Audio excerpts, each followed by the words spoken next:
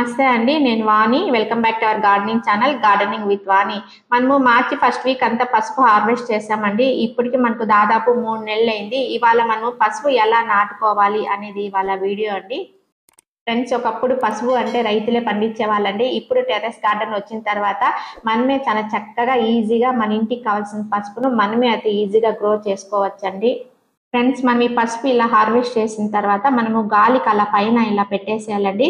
Fridge లో కానీ ఎక్కడ కానీ ఈ పసుపును మనం దాచిపెట్టకూడదు. ఇలా పైకి గాలికి పెట్టినప్పుడే ఇలా పక్కన మొలకలు అనేది వస్తాయి.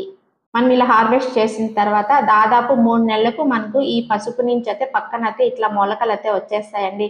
దాదాపు 3 మంత్స్ అయిందనమాట. ఇలా మొలకలు వచ్చిన తర్వాత మనం ఈ పసుపుని అయితే ఇప్పుడు నాటుకోవాలి. ఆల్మోస్ట్ అయితే మేలో కానీ జూన్ లో కానీ మనం పసుపు అనేది నాటేసేయాలి. ఈ పసుపుని ఎవరైనా ఈజీగా మనము గ్రో చేసుకోవచ్చండి. ఒకసారి మనం ఇలా బల్బ్స్ నాటేస్తే అసలు హార్వెస్ట్ వరకు మనకు పనే అయితే ఉండదండి. అప్పుడప్పుడు కొద్దిగా కంపోస్ట్ ఇస్తూ ఉంటే చాలన్నమాట.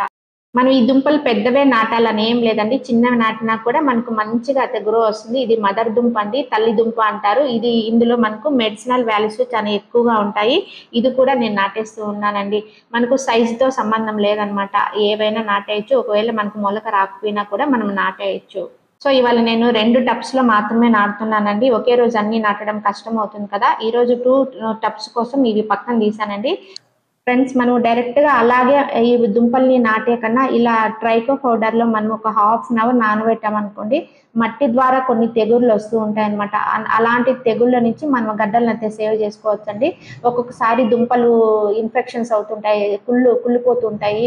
కాబట్టి ఇలాంటి ట్రైకో పౌడర్ లో ½ అన్ అవర్ నానబెట్టేసి మనము పెట్టామనుకోండి, హెల్తీగా పెరుగుతాయి మన మొక్కలు. ఫ్రెండ్స్, ఇప్పుడు ఈ దుంపలు నాటడానికి మనం మట్టి మిశ్రమం అనేది రెడీ చేసుకోవాలి కదా. నేను అప్పుడు హార్వెస్ట్ చేసినప్పుడు ఆ మట్టిని అయితే పడేయలేదండి. పాత మట్టిని మనము ప్రతిసారి పడేయాల్సిన అవసరం అయితే లేదండి. రీయూజ్ చేసుకోవచ్చండి. ఈ సమ్మర్ లో ఈ మట్టిని మళ్ళీ మనం సారవంతం చేసుకోవచ్చండి. బాగా 2 డేస్ బాగా ఎండబెట్టేసాం అనుకోండి, అందులో ఉన్న తెగుళ్ళు కానీ పురుగులు కానీ చనిపోతాయండి. అదే మట్టిలో ఆవు పేడ, ఇసుక కలిపేస్తున్నానండి. ఇలాంటి మట్టిని మనం ఎండబెట్టేటప్పుడు వానపాములు ఉంటాయండి. వాటిని జాగ్రత్తగా మళ్ళీ మనము వాటిని తీసి మన మట్టిలో అయితే కలిపేసుకోవాలండి. ఇలా 2 టబ్స్ లో అయితే నేను నింపేశాను. మళ్ళీ డైలీ కిచెన్ వేస్ట్ వస్తుంది. ఇప్పుడు ఎక్కువగా మనకు ఫ్రూట్స్ వస్తూ ఉంటాయి కదండి. అవన్నీ రోజు కలుపుతూ మంచిగా అయితే కంపోస్ట్ అయితే తయారు చేసేసానండి. ఫ్రెండ్స్, మనం డైలీ వచ్చే కిచెన్ వేస్ట్ మళ్ళీ ఇలా బిన్ లో వేస్తున్నాం కాబట్టి ఒకేసారి దుంపలు నాటేయకూడదండి. ఒక 4-5 రోజులు బాగా మగ్గనియాలండి. లోపల హీట్ అనేది జనరేట్ అవుతుంటుంది కదా. ఒక 4-5 డేస్ బాగా కొద్దిగా మగ్గిన తర్వాత మళ్ళీ నేను ఇట్లా ఇసుక బాగా వేసేసి దుంపలు అనేది నాటేస్తున్నాను. ఈ సాయిల్ మిక్స్ అనేది యూనివర్సల్ సాయిల్ మిక్స్ అండి. అంటే 30-30-30 రేషియోలో తీసుకున్నాను. ఇసుక అనేది కొద్దిగా ఎక్కువ తీసుకున్నాను అనమాట. అన్ని 30% తీసుకుంటే ఇది 40% తీసుకుంటున్నాను. పసుపు, అల్లం వాటికి ఇసుక కొద్దిగా ఎక్కువ వేయాలండి. ఎందుకంటే మట్టిలో నుంచి అవి బయటికి చొచ్చుకొని రావాలి కాబట్టి ఇసుక అనేది ఒక 10% ఎక్కువ ఉండాలండి.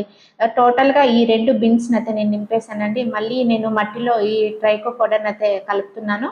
ఫ్రెండ్స్, మీ దగ్గర ఒకవేళ ట్రైకో పౌడర్ లేకపోతే వేపపిండి ఖచ్చితంగా వాడాలండి. ఇలాంటి వాడేదల్ల ఏమవుతుందంటే మనకు ముందు మట్టి ద్వారా చాలా తెగుళ్ళు అనేది వస్తూ ఉంటాయి. మట్టిలో మనకు కనిపించవండి.